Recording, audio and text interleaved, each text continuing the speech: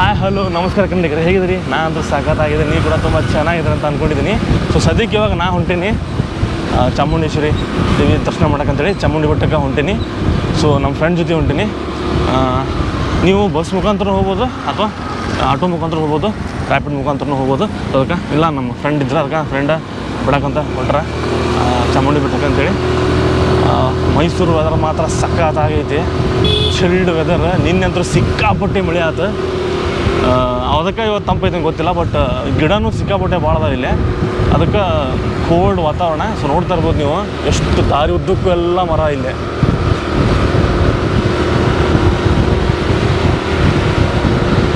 So ಬರ್ರಿ ಮುಂದೆ ಹೋಗೋಣಂತ. Guard section ಅಂತ ಇರುತ್ತೆ, ಫುಲ್ ಮಸ್ತ್ ಇರುತ್ತೆ. ಎಲ್ಲ ನಿನಗೆ ತೋರಿಸ್ತೀನಂತ.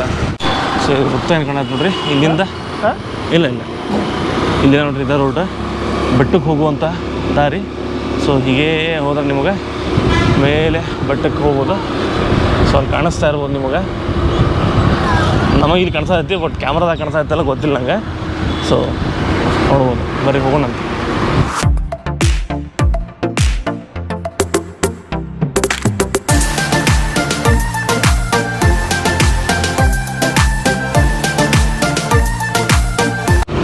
ನೋಡ್ರಿ ಬೆಟ್ಟಕ್ಕೆ ಹೋದಾಗ ನಿಮ್ಗೆ ತೋರಿಸಿದ್ನಲ್ಲ ನಿನ್ನೆ, ಸ್ಯಾಂಡ್ ಮ್ಯೂಸಿಯಮ್.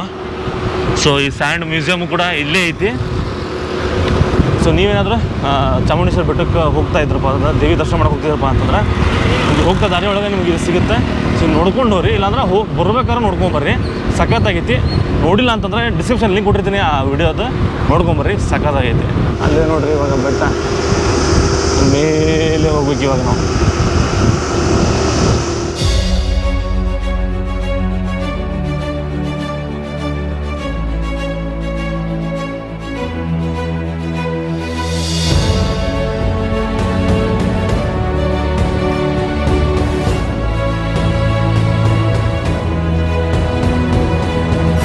ಸೊ ನೋಡ್ರಿ ಇಲ್ಲಿಂದ ಎಷ್ಟು ಚೆನ್ನಾಗಿ ಕಾಣಿಸುತ್ತೆ ಮೈಸೂರು ಅಂತೇಳಿ.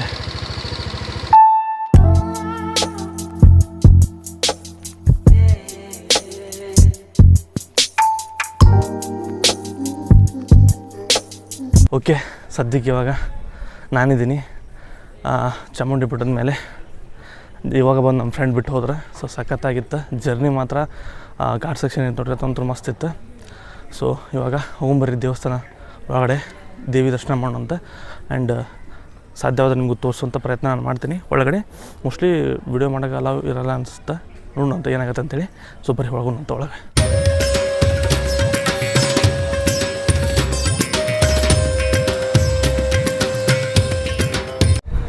ಸೊ ನೋಡ್ರಿ ಇದು ಚಾಮುಂಡೇಶ್ವರಿ ದೇವಿ ಟೆಂಪಲ್ಲ.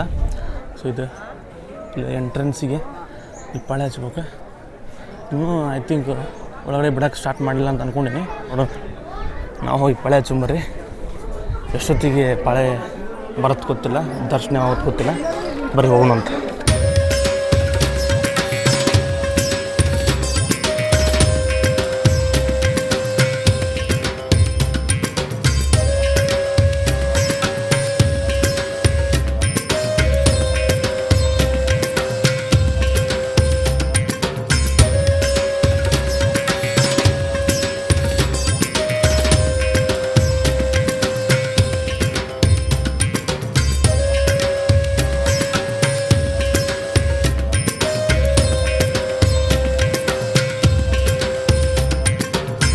ಭಾಳ ಚಲೋ ಆಯ್ತು, ಬಟ್ ಭಾಳ ಗದ್ದಲೈತಿ.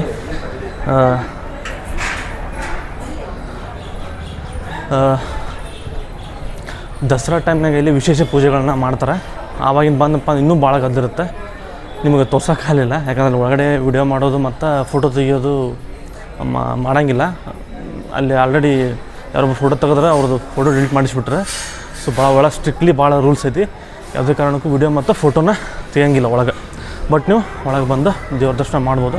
ಇಲ್ಲಿ ಬರ್ರಿ, ಮೈಸೂರಿಗೆ ಬಂದಾಗ ದೇವ್ರಿಗೆ ಬಂದು ದರ್ಶನ ಮಾಡಿರಿ ಒಂದ್ಸಲ.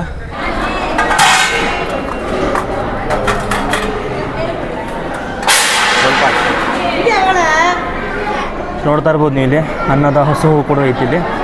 ಸೊ ಇಲ್ಲಿ ಪಲಾವ್ ಟೈಪ್ ಕೊಟ್ಟರೆ, ಮತ್ತು ಇದು ಅನ್ನನ, ಇದು ಸ್ವೀಟ್ ಐತಿ. ಅಮೃತ. ಬೆಳಗ್ಗೆ ಬಂದರೆ ಇಲ್ಲಿ ಅನ್ನದಾಸೋಹ ಕೂಡ ಸಿಗುತ್ತೆ.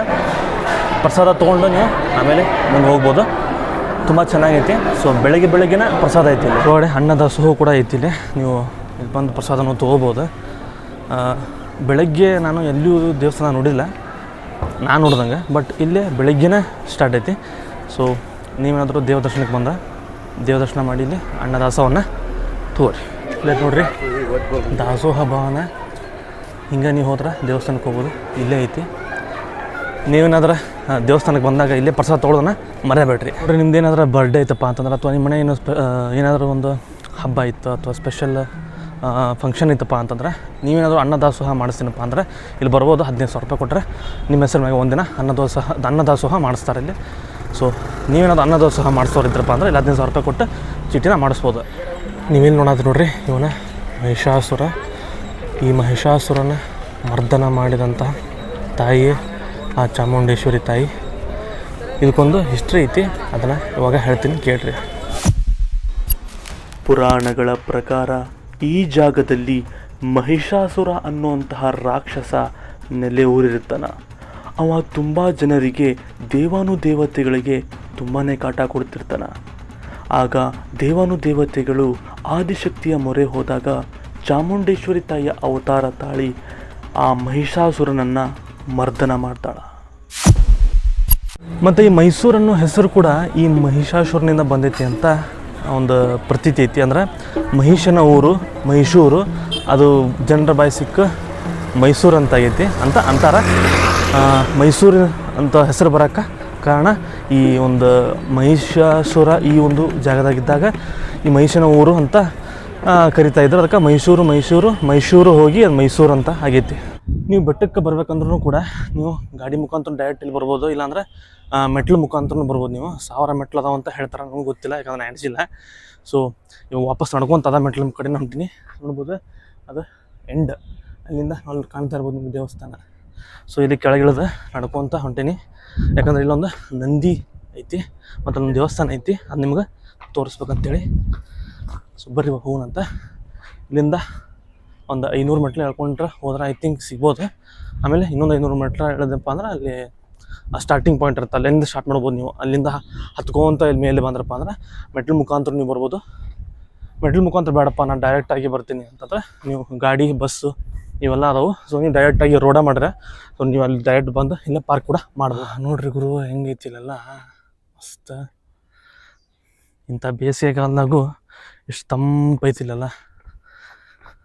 ಸೊ ಮೆಟ್ಲುಗಳಲ್ಲಿ ನಡ್ಕೊತ ಬರತ್ತ ನೋಡ್ಬೋದು ಜನ. ಸೊ ಆ ಥರ ನೀವು ನಡ್ಕೊತ ಬರ್ಬೋದು. ಚಿಕ್ಕ ಆಂಜನೇಯ ದೇವಸ್ಥಾನ ಐತಿ. ನಮಸ್ಕಾರ ಮಾಡ್ಕೊಂಬಿಡ್ರಿ. ಜೈ ಬಜರಂಗ್ ಬಲಿ.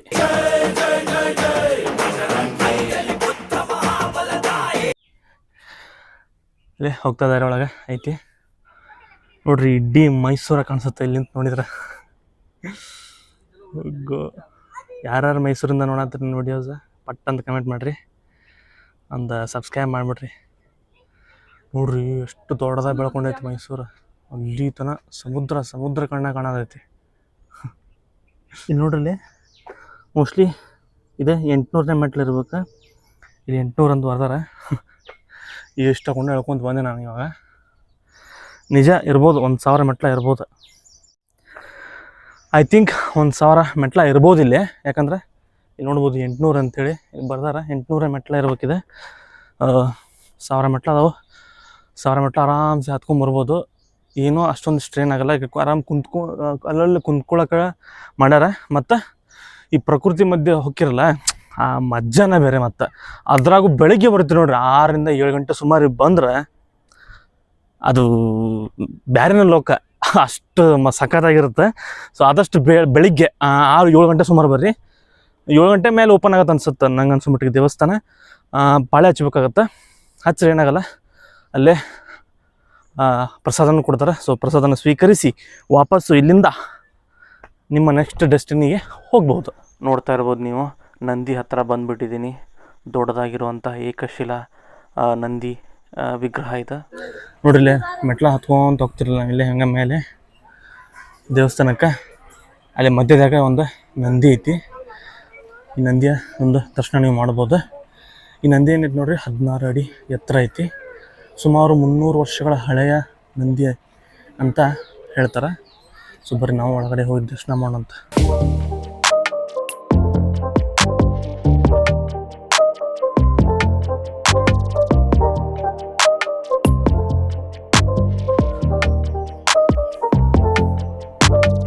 ಮತ್ತೆ ವಾಪಸ್ ಮೇಲೆ ಹತ್ಕೊಂಡು ಬಂದಿದ್ದೀನಿ. ಎಷ್ಟಪ್ಪ ಅಂದ್ರೆ ಒಂದು ಹಳ್ಳಿ ತಳಗೊಂದು 400-500 ಮೀಟ್ರ್ ಮ್ಯಾಗ ಇಳಿದ್ಬಿಟ್ಟಿದ್ದೆ. ಅಲ್ಲಿ ಕೇಳಿದ ಒಬ್ಬರಿಗೆ ಇನ್ನೂ ಕೆಳಗೆ ಇಳಿಬೇಕು, ಕೇಳಿದ ಅಲ್ಲೇ ಬಸ್ ಫ್ರೀಕ್ವೆಂಟ್ಲಿ ಬರೋಂಗಿಲ್ಲ, ಇನ್ನೂ ಸ್ವಲ್ಪ 1-2 ಕಿಲೋಮೀಟ್ರ್ ನಡ್ಕೊತ ಹೋಗಿ ಮುಂದೆ ಇಲ್ಲಿ ಅಂತ ಹೇಳಿದ್ರೆ. ಮತ್ತು ಏನು ಮಾಡಿರಿ ಅಂತಂದ್ರೆ ಅಲ್ಲೇ ಮ್ಯಾಗ ಹೋಗ್ಬಿಟ್ರೆ ವಾಪಸ್ ಅಲ್ಲೇ ಸಿಗಿತ್ತು ಬಸ್ ಅಂತಂದ್ರೆ. ಸೊ ಅದಕ್ಕೆ ಅಯ್ಯೋ ಅಂತೇಳಿ ಅರ್ಧ ನಡ್ಕೊತ ಹೋಗಿದ್ದೆ, ಮತ್ತು ಹೊಳ್ಳಿ ಅದನ್ನ ಹತ್ಕೊಂತ ಬಂದು ಹೊಳ್ಳಿ ವಾಪಸ್. ಸೊ ವಾಪಸ್ ಇವಾಗ ಮ್ಯಾಗ ಹೊಂಟೀನಿ. ನೋಡ್ಬೋದು ನೀವು ನನ್ನ ಹಾಲತ್ತು ಫುಲ್ ಬೆವರು ಇಳಿದ್ಬಿಟ್ಟೈತಿ.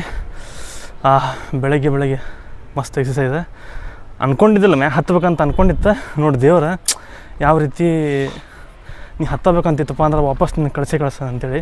ಸೊ ಹೊಳ್ಳಿ 400-500 ಮೀಟ್ರ್ ಹತ್ಕೊಂಬಂದೇನೆ ಮತ್ತು ಮ್ಯಾಗ. ಸೊ ಬರೀ ಇವಾಗ ಹೋಗಿ ಬಸ್ ಇಲ್ಲಿಂದ ಸಿಗ್ತಾವೆ, ಮತ್ತು ಇಲ್ಲಿಂದ ಹೋಗೋಣ. ಕೆಳಗೆ ಹೋದ್ರೆ ಮತ್ತೆ ಅಲ್ಲೇ 1-2 ಕಿಲೋಮೀಟ್ರ್ ನಡ್ಕೊತ ಹೋಗ್ಬೇಕಂತ, ಅಲ್ಲೇ ನಿಮ್ಗೆ ಸಿಗುತ್ತಾವಂತ. ಸೊ ಆದಷ್ಟು ಲೋಕಲ್ ರೈಡ್ಸ್ನ ಕೇಳಿ ಆಮೇಲೆ ಮುಂದುವರಿ. ಆ್ಯಕ್ಚುಲಿ ನಾನು ಅಂದ್ಕೊಂಡಿದ್ದೆ ಹತ್ಕೊಂತ ಹೋಗಲೇ ಬೇಡ ಅಂತೇಳಿ, ಬಟ್ ಅರಮಣಿಸಿತ್ತು ಹೋಗಲೇ ಬೇಡ ಅಂತೇಳಿ. ಬಟ್ ನೋಡಿರಿ ದೇವ್ರ ನೀನು ಹತ್ತೆ ಬರ್ಬೇಕಂತಿತ್ತಪ್ಪ ಅಂತಂದ್ರೆ ಹೆಂಗಾರ ಮಾಡಿ ದೇವ್ರು ನೀನು ಹತ್ಸೇ ಕರ್ಕೊಂಬರ್ತಾನೆ ಮ್ಯಾಗ. ನೋಡಿರಿ ಹಂಗೆ ಬರ್ರಿ ಹೋಗೋಣಂತ. ಬಸ್ ಏನೋ ಸಿಗ್ತಾವಂತಲೇ. ಸೊ ಬಸ್ ಎತ್ತಿ ಹೋಗುವ.